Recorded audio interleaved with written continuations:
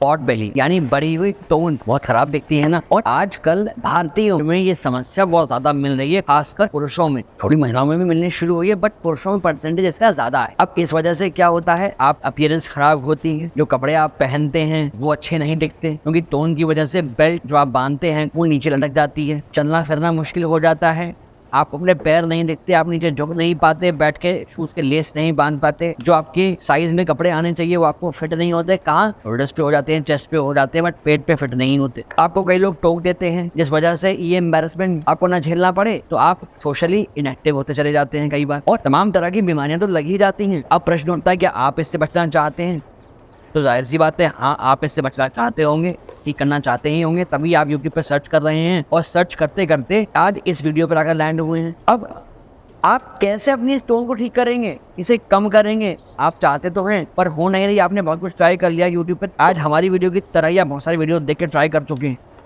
पर आज आपको हमें से 5 उपाय बताएंगे श्योर शॉट, जिनको फॉलो करने से आप डेफिनेटली अपनी इस बढ़ी हुई टोन को कम कर सकते हैं, अपने बेली फैट को कम कर सकते हैं। इसीलिए आज के इस वीडियो को अंत तक ध्यान से देखिएगा, बहुत इंपॉर्टेंट होने वाली है। खासकर टिप नंबर 3 और टिप नंबर 5 आपके लिए बहुत इंपॉर्टेंट होने वाले हैं, बहुत वैल्यूबल है। चैनल को सब्सक्राइब कर लीजिए, बेल आइकन प्रेस कर दीजिए। चलिए शुरू करते हैं आज के इस इंटरेस्टिंग सेशन को। मैं आपका फिजियोथेरेपिस्ट न्यूट्रिशनिस्ट डॉक्टर अभिनव चतुर्वेदी, रूपरानी हेल्थ केयर आगरा से।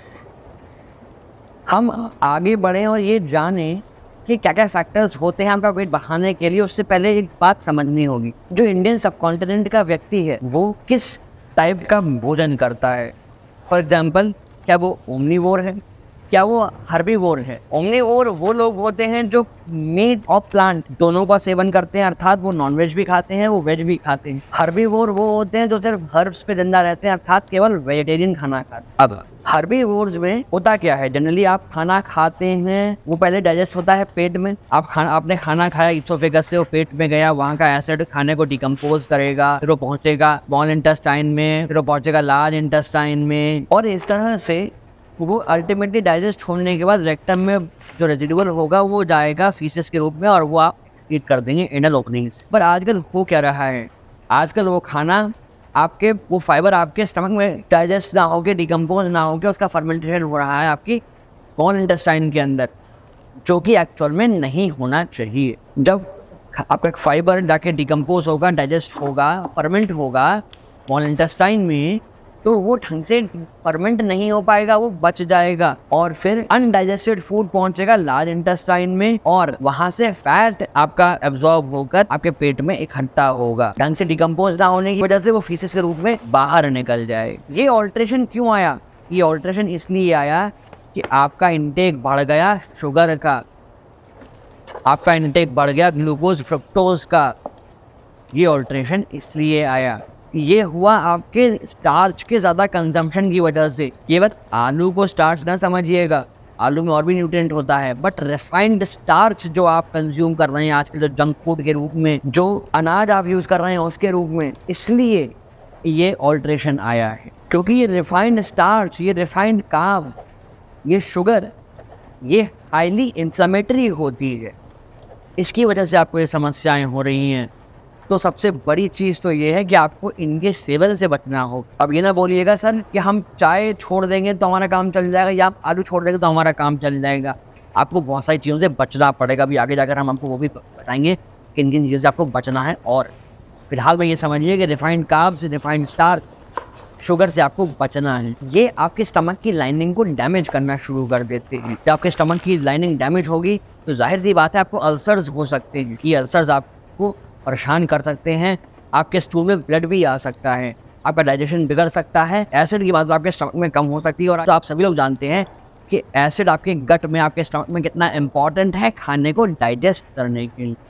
इसलिए आपको इन सब चीज़ों के सेवन से बचना चाहिए। आशा करते हैं यहाँ तक की बात आपको समझ आ गई होगी, इसलिए इस वीडियो को लाइक कर दीजिएगा, फिर आगे बढ़िएगा। आगे बात करते हैं एच पाइलोरी के बारे में। एच पाइलोरी कहाँ से आता है? तो एच पाइलोरी आता है आप जो जंक फूड का सेवन करते हैं उससे। जब आपको इसका इन्फेक्शन होगा या आपके गट में ये बैक्टीरिया पहुंचेगा, तो ये आपके गट में, आपके पेट में से एसिड की क्वांटिटी को कम कर देगा। और एसिड यहाँ पर इम्पॉर्टेंट है आपके खाने को डिकम्पोज करने के लिए, प्राइमरी लेवल पे खाने को डाइजेस्ट करने के लिए, जिससे वो बड़े पीसेस से स्मॉल पीसेस में ब्रेक डाउन हो जाए और आगे ड्यूडेनम में होकर इंटेस्टाइन में पास होकर डाइजेस्ट हो सके। और उसके ऊपर से आप एंटासिड और ले लेते हैं, वो इस एसिड को और कम कर देता है, तब जाके समस्या और बढ़ जाती है। इसलिए कभी भी ऐसा हो तो आपको एंटासिड नहीं लेने चाहिए। साथ में आपको एनीमिया भी हो सकता है, इसलिए आपको ये ख्याल रखना है कि आपको जंक फूड से भी बचना है। ये बहुत ध्यान देने वाली बात है। क्वांटिटीज़ को कम कर दीजिए, ज़्यादा सेवन नहीं करिए। मन को शांत करना है। 2-3 हफ्ते में एक बार थोड़ी क्वांटिटी में लीजिए, जिससे आपकी गट भी हेल्दी बनी रहे, आपकी जीभ को स्वाद मिल जाए और मन तृप्त हो जाए। अब इसमें आप बोलोगे सर हम तो कुछ चीज़ें खा लेते हैं, हमें कुछ नहीं होता। बट ऑब्जर्व करिए, नोटिस करिएगा, आप जब भी कोई ऐसी चीज़ खाते होंगे फ्राइड या तली हुई, बहुत ही ऑयली, तो जाहिर सी बात है आपका पेट ब्लोट करता होगा। या आप कुछ ऐसे फल वगैरह भी खा लेते होंगे तो भी आपका पेट फूल जाता होगा। तो कोशिश करिए आप उन चीज़ों से बचिए। देखिए आपकी बॉडी आपको बता रही है कि क्या आपको नहीं खाना है। फॉर एग्जाम्पल आप जंक फूड खा रहे हैं, आपका पेट ब्लोट कर रहा है। आप बहुत शुगरी खाना खा रहे हैं, आपका पेट ब्लोट कर रहा है। कुछ फल हैं, फॉर एग्जांपल अगर आप खाली पेट सेब भी खाते हैं तो आपको एसिडिटी हो सकती है। ये इंडिकेशन है, आपकी बॉडी आपको बता रही है आपको इन चीज़ों से बचना चाहिए। इसीलिए भारतीय लोगों की टोन ज़्यादा निकलती है। आधे से ज़्यादा टाइम तो आपको ब्लोटिंग होती है। फैट नहीं भी होता, पेट ब्लोट करता है, टाइट सा तना हुआ सा रह जाता है, इसलिए आपको समस्या होती है। कोशिश करिए अपनी बॉडी के जो सिग्नल्स हैं उन्हें आप पहचानें और उस पर अमल करें। जो चीज़ आपको समस्या दे रही है उनसे बचिए। अब आप हमें कमेंट करके बताएंगे आपको क्या चीज़ खाने से ब्लोटिंग होती है, फिर आपको हम इसका उपाय भी बताएंगे। अब हम बात कर रहे थे ब्लोटिंग के ऊपर। तो ये ज़रूरी नहीं है कि केवल जंक फूड खाने से, रिफाइंड खाने से ही ब्लोटिंग होती है।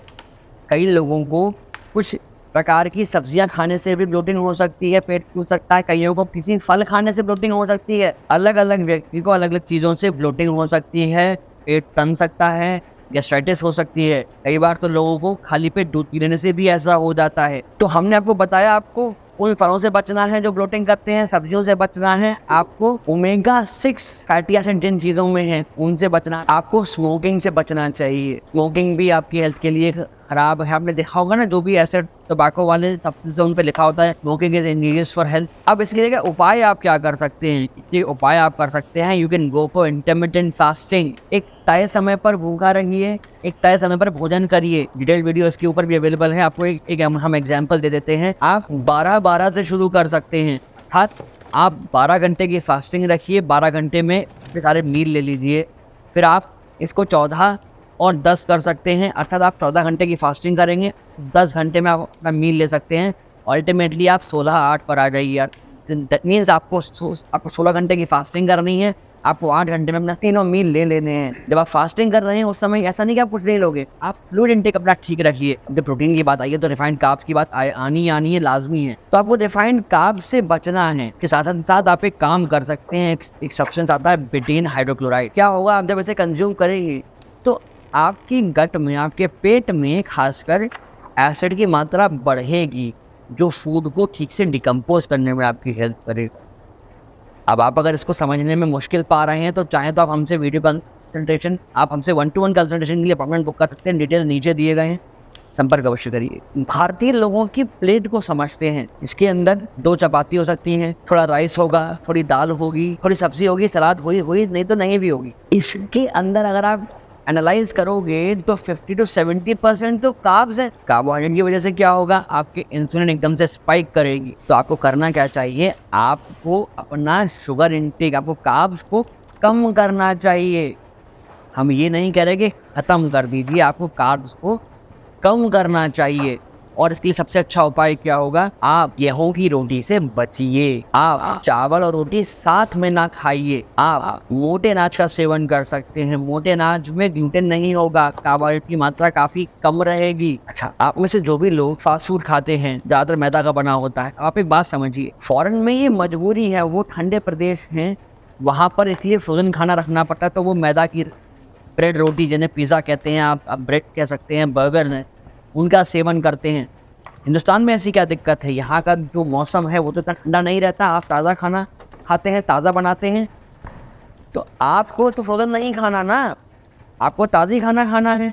तो बेटर है कि आप मोटे अनाज का प्रयोग करें, ग्लूटेन वाले गेहूं या मैदा से बचिए। आपको सबसे बढ़िया काम तो ये करना है कि आपको शाम की रोटी बंद कर देनी है। इससे आपका कार्ब ज़्यादा नहीं बढ़ेंगे, इंसुलिन स्पाइक नहीं करेगा आपको समस्याएं नहीं होंगी। और इसके लिए आपको क्या करना है, आपको कार्निवोर डाइट से बचना है।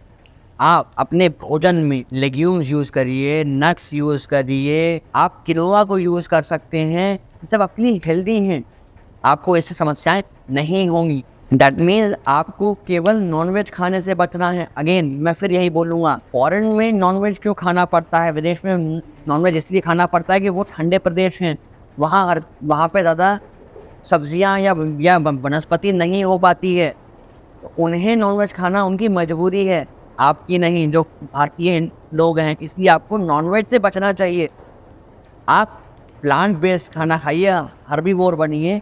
मैं ये नहीं कह रहा कि आप बिल्कुल अपना नॉनवेज बंद कर दें। आपको अगर अच्छा लगता है, आपकी लाइकिंग है, तो आप नॉनवेज खाइए, बट उसकी मात्रा को कम कर दीजिए, उसे अच्छे से पका कर खाइए। क्योंकि ये सब खाते खाते आपकी गट में टॉक्सिन भी बढ़ गए होंगे, तो आप ये भी चाह रहे होगे कि सर अब हम गट को डिटॉक्स करें, कैसे करें, क्वेश्चन ये भी अराइज हो रहा होगा मन के अंदर। तो उसके लिए ये वाला वीडियो जाकर देखिएगा बाद में, इसमें हमने बताया कि आप अपनी गट को डिटॉक्स कैसे कर सकते हैं। And last but not the least, आपको जिम जाना चाहिए, यानी एक्सरसाइज करनी ही चाहिए, क्योंकि ये सिर्फ एक वजन कम करने का तरीका नहीं है, ये लाइफ को एंजॉय करने का तरीका है। आपको फिट रहने की ज़रूरत है, क्योंकि हिंदुस्तान जो है, भारत जो है, वो फेस्टिवल्स का देश है। यहाँ पर पूरी तला हुआ खाना लगभग डेली ही बनता है, तो आप उसे तो ज़्यादा अवॉइड नहीं कर सकते, आपको खाना ही रहेगा।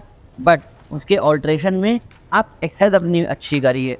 जब आप एक्सरसाइज अच्छे से करेंगे तो वो जितना भी आप कंज्यूम कर रहे हो ना शुगर, आप इसको डाइजेस्ट कर सकते हैं, या आप इसका जो नेगेटिव इफेक्ट है उसे ख़त्म कर सकते हैं। इसलिए आपकी एक्सरसाइज करना बहुत इंपॉर्टेंट है। अब वो किसी भी तरह हो सकता है, आप जिम जाइए, आप योगा करिए, आप एरोबिक्स करिए, आप टहलिए, ये आपके ऊपर है। बट हमारे ओपिनियन में एक्सरसाइज करना बहुत इंपॉर्टेंट है, ये बहुत इंपॉर्टेंट चीज़ है। इसको मार्क कर लीजिए, लिख के रख लीजिए, बड़ा बड़ा लिख के टांग लीजिए अपने घर के अंदर, सबको दिखाइए कि हाँ हमें ये करना ही है। इसके साथ में बहुत इम्पॉर्टेंट चीज़ है आपकी बॉडी का रेस्ट, क्योंकि जब आप नींद लेते हैं, आप सोते हैं, तो आपकी बॉडी रिकवर करती है, वो डैमेज कंट्रोल मोड में जाती है।